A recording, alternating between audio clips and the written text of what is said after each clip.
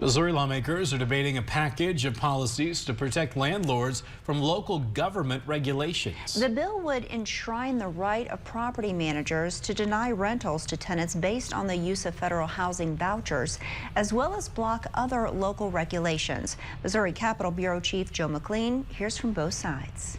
This bill has already made it through the House of Representatives, and today it was before a Senate committee. People who testified for and against it both said this is in direct response to a recently passed Kansas City ordinance. What it really tries to do is to preserve the ability of landlords to make their own informed decisions about who they rent to. Doug Stone represents what he calls an ad hoc group of landlords who are backing the bill. It would protect the ability of property managers to blanket reject applicants based on their method of income and whether they're using a federal housing voucher.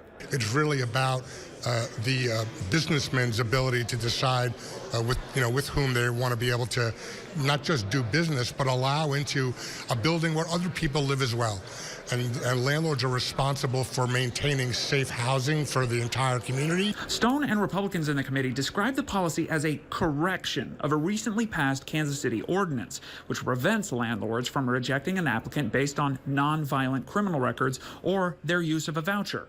We are in the midst of a housing crisis, not just in Kansas City, but Missouri-wide. Kansas City Councilman Jonathan Duncan spoke out against the policy, saying its proponents have their priorities mixed up. If a landlord isn't able to rent their property, they're out of a few bucks for a month or two.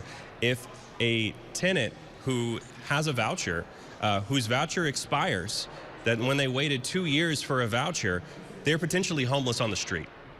So the stakes are much different. The bill would also prevent cities and counties from putting a cap on the amount landlords can charge for a security deposit. It's already passed the House, and this Senate committee could vote on it as soon as next week. In Jefferson City, Joe McLean, WGEM News.